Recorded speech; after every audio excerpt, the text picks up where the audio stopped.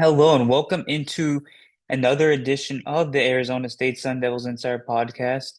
My name is Kevin Hicks and I'm your lead beat writer for the Arizona State Sun Devils on SI. And I'm so grateful to be joining you on this Saturday afternoon. We are roughly 10 minutes out since Arizona State took a damaging 73 to 60, loss to the Baylor Bears in a road game. It was the first road game of Arizona State's Texas trip, and the hope was that a corner was turned with a win over the last two games, with two wins over the last two games, the first win streak that the Sun Devils collected as a member of the Big 12. Well, that was a short-lived moment of success for Bobby Hurley's team. I think we saw that in this game. Um, I've been saying time and time again that I believe that this is a different team compared to what we've seen over the last couple of years, and I still believe that to be true. But I think that this team just has too many roadblocks that are keeping it from being what everybody thinks it can be or what it should be. Sorry. Um, Bryce Ford missed another game. Trevor Betts did not play at all in this game, even though he was available. He was a minus 12 in the last game that they played in his 8 minutes on the court, but he did play some inspired defense. He did connect on a transition layup. There was a lot to like from uh Trevor Best in the last game, and he still didn't play. Only seven Arizona State players got minutes in this game, and frankly, if Pig Johnson did not play in this game, Arizona State probably loses by double digits, if not more. Pig Johnson was absolutely phenomenal today. He continues to be one of the best six men in the Big 12. 20 points, 6 of 11 from the floor, collected three steals, got to the free throw line five separate times, and accounted for 10 of the 16 attempts from the free throw line as a team. He really catalyzed things. He was the player that kept Arizona State in the game late, even though they were unable to come out on top. A lot of players outside of Pig really struggled. I mean, Andrea Grbovic knocked down two big threes. Uh, Alan Mukeba, 10 points, 5 for 5 from the floor. He was one of the lone Arizona State players that had a positive plus minus. Um, there's just too many things that are going against Arizona State, and I keep on saying that, but you can say that that's an excuse, whatever you want to say, but it's unfortunate.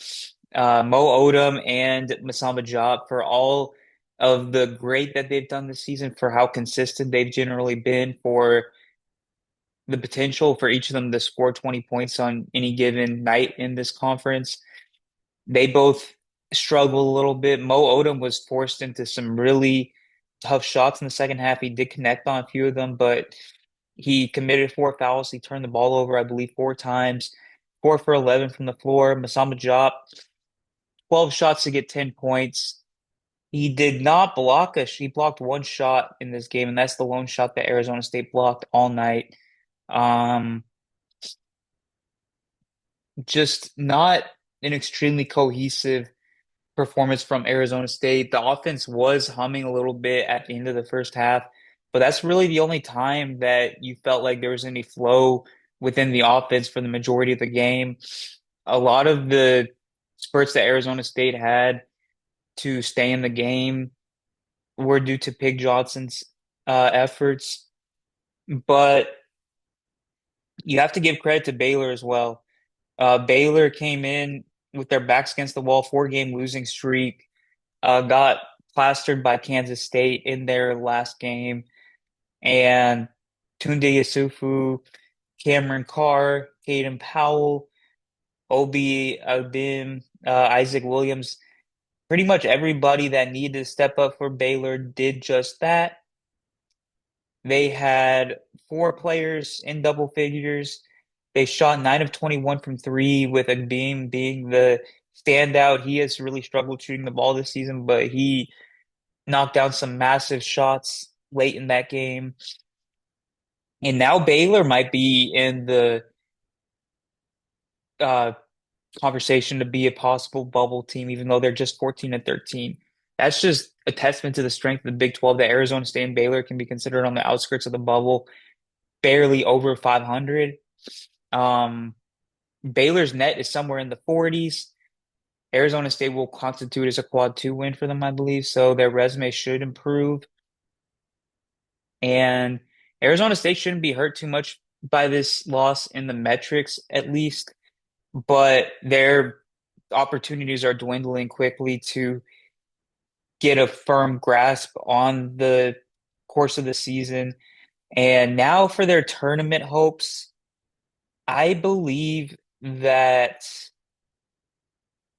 they need to take down Utah, take down TCU and Utah. Those are non-negotiables.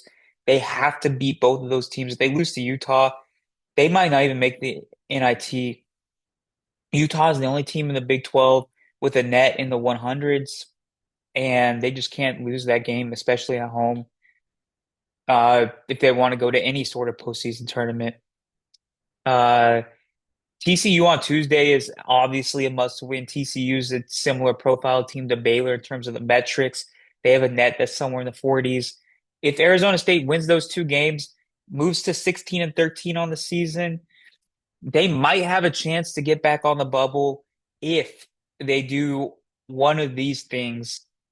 If they beat one of Kansas or Iowa State over the last two games of the season to move to 17 wins, and they win one or two games in the Big 12 tournament, or if they lose both of those games and they go on to win three or four games in the Big 12 tournament, which means they come pretty close to winning the whole thing. So the scenarios continue to dwindle for Arizona State to get to that win threshold that many believe that they need to get to.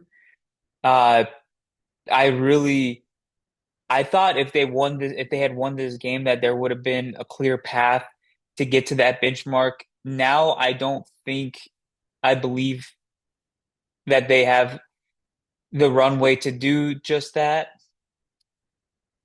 I'm not going to count out Bobby Hurley until it's completely over. I think that they might have one more big win in them over the course of the next week or two. But with no Marcus Adams in the rotation, when you have had Marcus Adams, he hasn't been the 17, 18 point per game player, uh, defensive off ball menace. He hasn't been what you needed him to be. And a lot of that's probably attributed to injuries, but it's been unfortunate in that front. Bryce Ford struggling with injuries for the better part of 2 months with a nagging injury, I believe. And not having VJ Walsh or Dante Holliman has been an absolute backbreaker for the entire season as well. If you even have three of those four players, you're looking at a team that has around 10 rotation players. That means that Bobby Hurley could very well have had the flexibility to run a platoon, but the past is the past, and all Arizona State can do now is control what's in front of them. Four more games left in the regular season. Like I said, the game against TCU on Tuesday, uh, in Fort Worth, Texas. Then you come back and play Utah and Kansas at home in the final games of the season for the home schedule. Then you go to Iowa State, and then you have the Big 12 tournament. If you go 2-2 in that stretch, you're probably going to get a favorable matchup in the first round of the Big 12 tournament. You might have a chance to make a little bit of a run. If you win three of those games, you might have an even better chance. Until then, I'm going to continue to cover Arizona State basketball for each and every one of you every single day. Thank you so much for tuning in to another edition of the Sun Devils Insider podcast. I couldn't do it without you, and I will see you with another episode tomorrow. Thank you so much.